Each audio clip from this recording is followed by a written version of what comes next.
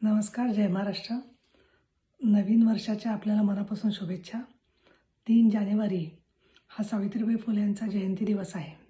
1831 साली क्रांतिज्योती सावित्रीबाई फुले यांचा जन्म झाला आणि त्यानंतर मुलींची पहिली शाळा पुण्यामध्ये 1848 सालाच्या सुमाराला सुरू झाली.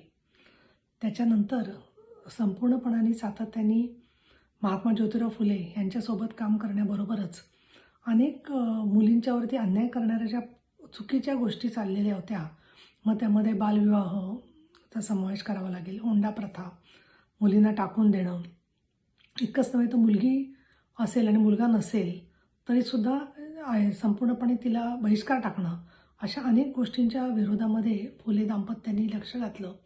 सत्यशोधक समाजाची स्थापना केली आणि त्याच्यामुळेच मोठ्या प्रमाणात मुलींना शिक्षणासाठी अनेक दारं उघडी झाली. मुलींच्या शिक्षणाला जो विरोध होता तो दूर करण्याचं कामसुद्धा त्यांनी केलं. अशा सावित्रीबाई फुल्यांच्या जयंतीच्या दिवशीच स्त्री आधार केंद्रांनी स्थापना आम्ही केली आणि 3 जानेवारी 1984 रोजी पुण्यामध्ये आम्ही स्त्री आधार केंद्राची स्थापना झाली आणि त्याच्यानंतर तेव्हापासून आजपर्यंत 40 वर्ष आम्ही सातत्याने काम करतो आहे. आणि त्याच्यामध्ये मुलींचं शिक्षण, त्याचबरोबर ज्या मुलींवरती अत्याचार झालेले आहेत त्यांना धीर देऊन पायावर उभं करणं, त्यांच्या केसेससाठी कोर्टामध्ये मदत करणं, हे काम स्त्री आधार केंद्र जसं सातत्याने करत आहे, त्याचबरोबर विविध कायदे धोरणं बदलण्यासाठी सुद्धा आम्ही काम करतो आहे.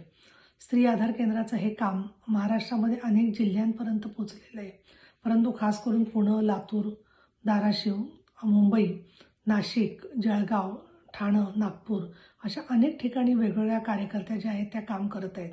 स्त्री आधार केंद्राची आज स्थापना दिवस पण आहे.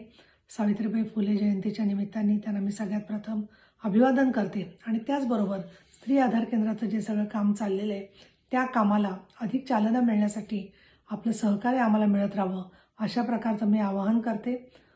020 पुण्याचा लोकल नंबर आहे 24394103 आणि 02024394104. सकाळी 11 ते 6 आमचं कार्यालय चालू असतं, सोमवार ते शनिवार. तिथे जरूर संपर्क करा आणि कार्यकर्त्या म्हणून समाजाच्या नेतृत्व विकासाचं काम करा, अशी मी आपल्याला शुभेच्छा देते. खूप खूप आपल्याला मनापासून आपलं अभिनंदन करते की या कामात आपण सहकार्य करतात.